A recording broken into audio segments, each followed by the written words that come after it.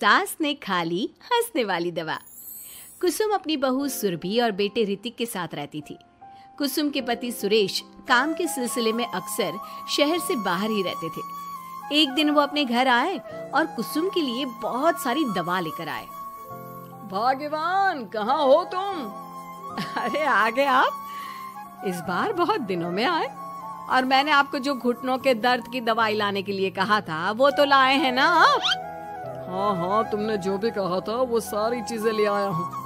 बस अब एक गिलास पानी तो पिला दो। सुरभि,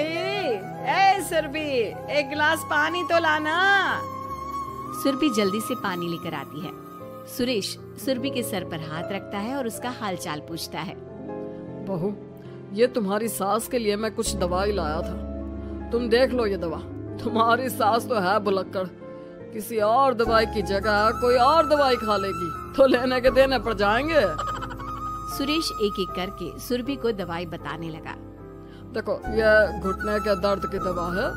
ये घुटनों के दर्द के लिए मालिश का तेल है, रोज रात को मालिश करनी है इससे। ये बीपी की दवा और ये कमर दर्द की। एक दवाई की शीशी हाथ में लेकर कहते हैं, लेकिन ये दवाई किस चीज की है?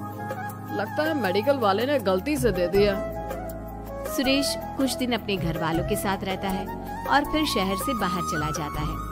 सुरभि रोज अपनी सास को दवाई दे देती है, लेकिन एक दिन वो घर के काम में बहुत व्यस्त होती है और अपनी सास को दवाई देना भूल जाती है। लगता है सुरभि को आज बहुत ज्यादा काम है। चलो कोई बात नहीं, मैं खुद ही दवा ले लेती हूँ। अरे वाह, ये दवाई तो बहुत स्वादिष्ट है, थोड़ी सी और पी लेती हूँ। इस तरह कुसुम थोड़ी थोड़ी करके हंसने वाली दवाई की पूरी बोतल ही पी लेती है। माँ जी, आज मेरे मायके वाले आ रहे हैं, भैया का फोन आया था।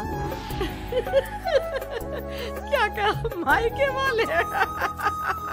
अरे तो तू यहाँ क्यों खड़ी है? खाने में कुछ अच्छा सा बना ले।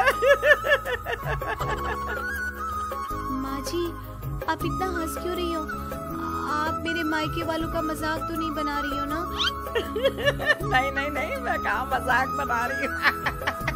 मैं तो बस बता रही हूँ। माँ जी, आप झूठ भी बोलती हैं। आप अभी तो हंस रही थी।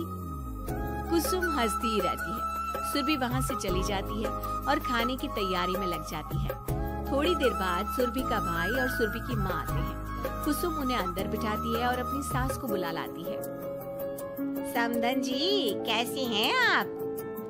मैं तो ठीक हूँ। आप बताइए, आप कैसे? आंटी जी, आप इतना हंस क्यों रही हो?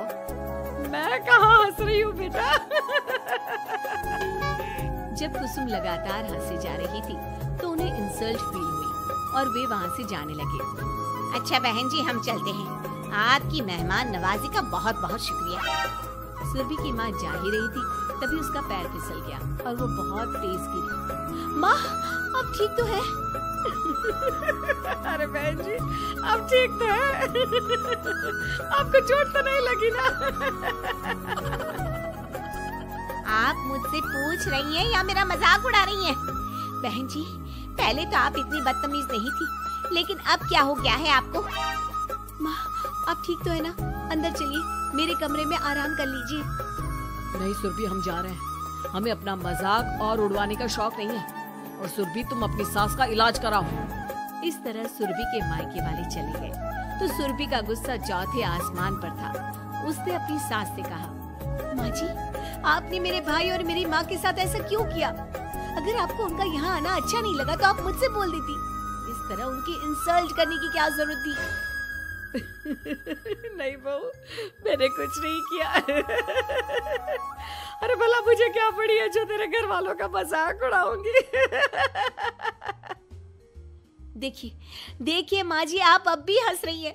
आपसे तो बात करना ही बेकार है। सुरभि वहां से चली जाती है। अगली सुबह सुरभि को बहुत तेज बुखार हो जाता है और कुसुम उसे आवाज लगाती हुई उसके कमरे में जाती है। सुरभि, सुरभि, क्या हुआ? अभी तक सो रही हो तुम? क्या हो गया? माँ जी, मुझे बहुत तेज बुखार आ रहा है। अच्छा। ठीक है, ऋतिक को बुलाती हूँ। माँ जी, मुझे बुखार आ रहा है और आप हंस रही हैं। अरे नहीं बहू, मैं कहाँ हंस रही हूँ? वो तो मेरी हंसी रोक ही नहीं रही है। माँ जी, जब आपकी तबीयत खराब होती है तो मैं आपका कितना ख्याल रखती हूँ और आप मुझ पर हंस रही हो। चले जाओ आप यहाँ से। बहू सुन तो सही।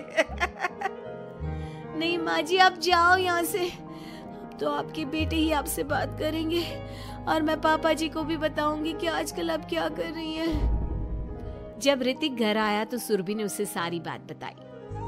मुझे तुम्हारी बात पर विश्वास नहीं हो रहा। माँ तो तुमसे बहुत प्यार करती है, फिर वो तुम्हारा और तुम्हारे घर वालों का मजाक क्यों उड़ाएंगे? खैर अभी छोड़ो इस बात को, अभी तो तुम मेरे साथ चलो, तुम्हारी दवाई ले आते हैं। कुछ दिन में सुरभि ठीक हो गई। एक दिन ऋतिक को पता चला कि उसकी मौसी के बेटे राहुल की तबीयत बहुत खराब है, तो वो अपनी माँ और पत्नी को लेकर हॉस्पिटल पहुंचा। मौसी जी, कैसे हैं राहुल भैया? बेटी, इतने दिन हो गए मेरे राहुल को बीमार हुए, लेकिन उसकी तबीयत में कोई सुधार नहीं आ रहा। अरे छोटी, हुआ क्या है राहुल बेटे को? कुछ बता तो सही।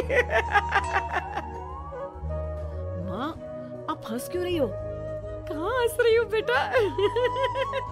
मैं तो अपनी बहन के बेटे के लिए परेशान हूँ। माँ, ये क्या तरीका है? रहने दे बेटा, ये तो मैंने सुना था कि मुसीबत में साया भी साथ छोड़कर चला जाता है। आज मैंने देख भी लिया।